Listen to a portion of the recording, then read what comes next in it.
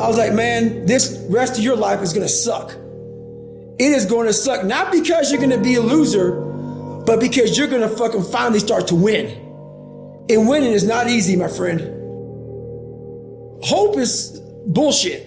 When I was going through SEAL training, a lot of people hoped that they would pull us from that cold water.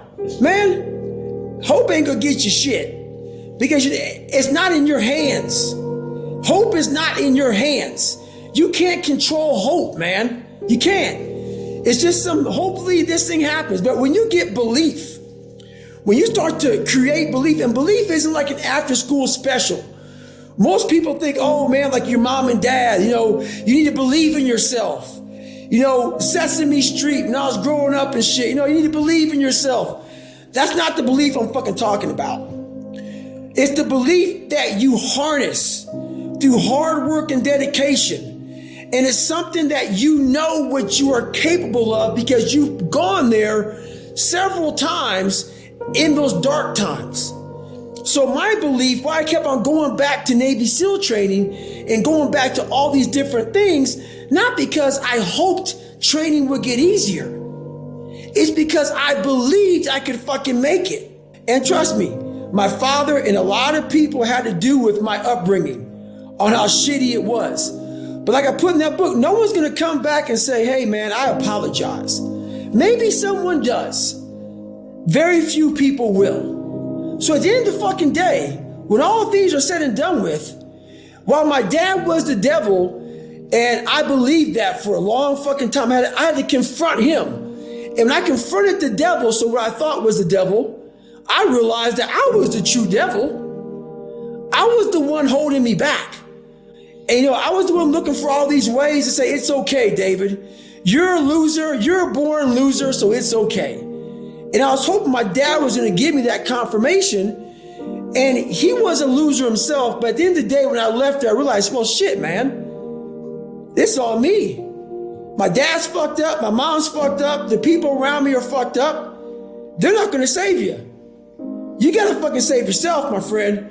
I don't need someone to say, good job, David. I don't need a fucking pat on the back. Everything became internal. I started feeling this feeling I never had before. Like I thought I was a born loser. And just cleaning a tire and cleaning the car to the best of your ability changed everything. But when it came down to true suffering, to the highest of suffering, I didn't have that next level of, all right, motherfucker, we have this next level. David Goggins wasn't enough. So I went into my mental lab and realized, but I want to be great, but I don't have greatness in me.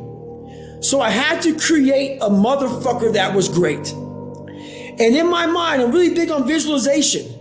And people might think it's all kind of bullshit. Believe what the fuck you want. I don't give a shit. This is the true shit right here, man. I went in my mind, I said, okay, I want to look like this. I want to feel like this, and I want to have a mind that is fucking cast iron steel. That is fucking never dull. That is always fucking sharp. That was the biggest thing I wanted. I wanted to hit obstacles that fucked most people up, including myself, but I didn't waver. I didn't fear. I didn't run away. I just stayed and marinated in the fucking fear, in the suffering. What I will tell you is, once again, it shows you what the determined mind can do. There's no David Goggins. There's just David fucking Goggins.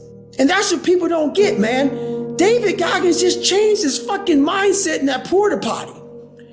My feet still hurt. My back was still aching. The pack was still heavy. Everything was the same. The only thing that changed was how I approached the situation.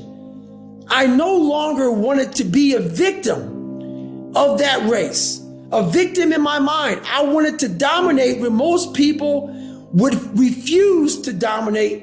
I wanted to dominate under the most harsh environment. And that's what happened.